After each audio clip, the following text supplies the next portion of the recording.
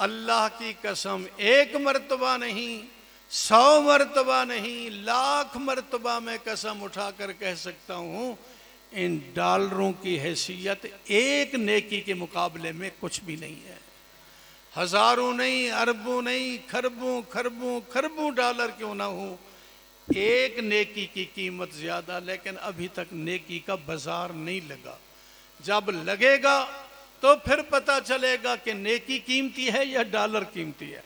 ایک حدیث کے حوالے سے میں عرض کرتا ہوں، ایک آدمی کو لایا جائے گا، اس کی نیکیاں اور برائیاں بالکل برابر، پلڑے دونوں برابر ہیں۔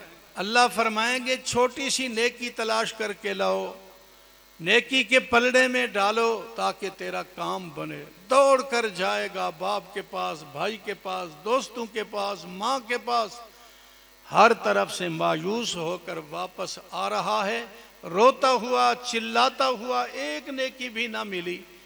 ایک صاحب سے ملاقات ہوگی، وہ پوچھے گا تو وہ کہے گا مختصر کہ تیرے پاس اتنا ذخیرہ تھا پھر بھی تو پکڑا ہوا ہے، میرے پاس تو ہے ہی ایک نیکی، چلو تو لے جا، تیرا کام تو بن جائے۔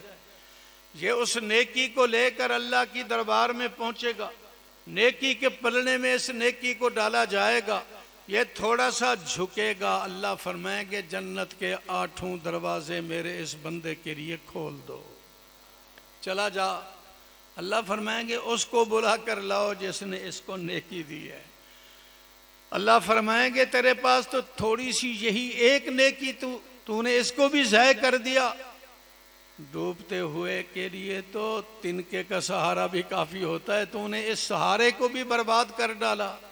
تو وہ کہے گا بڑی عجیب بات، کہے گا میں نے تیری صفت سخاوت سنی تھی، اس وقت زندگی میں تو اس پر عمل نہیں کر سکا، میرے سامنے یہ واقعہ پیش آیا، میری ایک نیکی سے میرا کام تو بن نہیں سکتا تھا، میں نے کہا چلو اس ایک نیکی کی سخاوت کر دوں، شاید سخی کو میرے اوپر بھی رحم آ جائے۔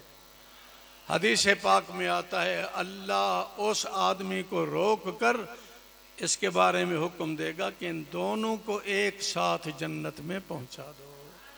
اس وقت پتہ چلے گا نیکی کیا قیمتی ہے یا ڈالر قیمتی ہے۔